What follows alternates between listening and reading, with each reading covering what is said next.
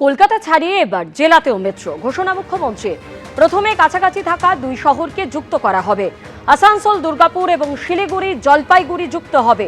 50টি নতুন এসি বাসের উদ্বোধন করে বললেন মুখ্যমন্ত্রী শুভেন্দু অধিকারী। কলকাতা শহরেও ধীরে ধীরে সিটি মেট্রো চালুর পরিকল্পনা, প্রকল্প তৈরি করতে মুখ্য সচিবকে নির্দেশ মুখ্যমন্ত্রী। আমাদের রেলমন্ত্রী এসেছিলেন, আমরা বলেছি কলকাতা মেট্রোকে, আপনারা জানেন চিংড়িঘাটা মেট্রোর সমস্যা বিগত সরকার 17 মাসে মেটাতে পারেনি।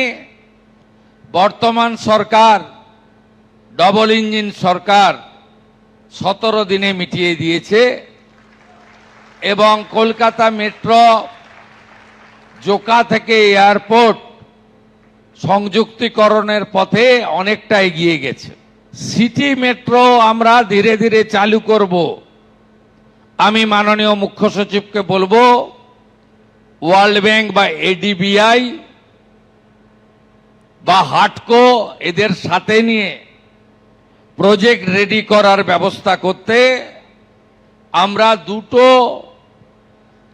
পাশাপাশি থাকা বড় শহরকে প্রথমে যুক্ত করতে চাই, একটা দুর্গাপুর আসানসোল, আরেকটা শিলিগুড়ি জলপাইগুড়ি।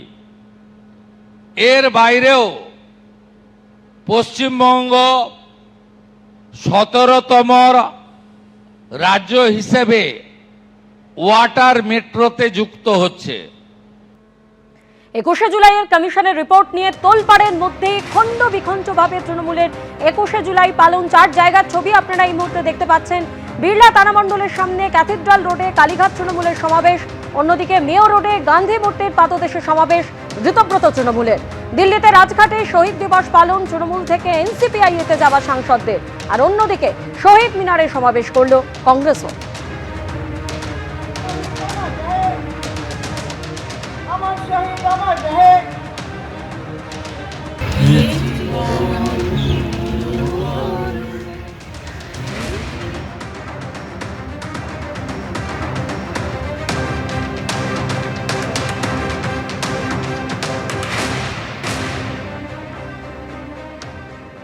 আজ বিড়লা তারামণ্ডলের সামনে সভা থেকে মমতা বন্দ্যোপাধ্যায় তিনি বলেন, চোরগুলো বিজেপিতে চলে গেছে, আমরা বেঁচে গেছি, আর ওদের নেব না। বিদ্রোহীদের তীব্র আক্রমণ শানান তৃণমূল নেত্রী। নকল বেড়াল তপস্বী হয়ে, বিজেপির পাশ বালিশ না হয়ে চ্যালেঞ্জ, বিজেপিতে যান, যান বিজেপিতে যান, যান বিজেপি ডাইরেক্ট করুন, আমার কোনো আপত্তি নেই। যত যাবে তত আমি খুশি হব। আর সেই জায়গাটা পূরণ করবার জন্য আমার ছাত্র আছে, আমার যুব আছে, আমার পুরনোরা আছে, আমার নতুনরা আছে, তারা বলে দেবে। আপনারা তো ইঁদুরের মতো বালিশের খোলে লুকিয়ে থাকেন, কখন বালিশটা কাটবেন। আর আমরা সুন্দরবনের বাঘের বাচ্চার মতো লড়াই করি। এটা আপনাদের সাথে আমাদের তফাৎ। পার্টি সিম্বলে জেতার পর বিজেপি, আর আপনারা এত ভোগী, 2 মাস সহ্য করতে পারলেন না। এই যে চোর চোর বলে বেড়াচ্ছে না, আমরা বেঁচে গেছি, চোরগুলো বিজেপিতে চলে গেছে। না, নেব না, একদম নেব না। সৌজন্য বলে তো একটা বিষয় আছে, এবং আমি ওই লেভেলে নামবো না, কেননা আমার শিক্ষা, সংস্কৃতি বা রাজনৈতিক চেতনাবোধটা আমাকে বাধা দিচ্ছে। কিন্তু কে চোর, কে বালির টাকা, গরুর টাকা, সোনার টাকা, কনস্ট্রাকশনের টাকা কোথার থেকে নিয়েছে, সেগুলো দেশের মানুষ জানে। আবার 1997-এ ফিরে যাব, আমার কণ্ঠরোধ করা যাবে না। প্রতীক কাটবেন, টাকা কাটবেন, সম্মান কাটবেন, আমি ছাড়বো না, সুপ্রিম কোর্ট পর্যন্ত লড়াই করব, বললেন মমতা বন্দ্যোপাধ্যায়। সিম্বল কাটবেন, টাকা কাটবেন, সম্মান করবে কাটবেন। শুনুন, এই তৃণমূল কংগ্রেস কর্মীদের টাকা দিয়ে, ওই টাকা তৃণমূল কংগ্রেসের রক্তের বিনিময়ে তুমি আমার সিম্বল কাটলে, তোমার হাতে সরকার আছে বলে আমি মানুষ যে সিম্বল গ্রহণ করবে, যদি সেই সুযোগ আসে আমি ছাড়বো না, আমি সুপ্রিম কোর্ট পর্যন্ত দেখব।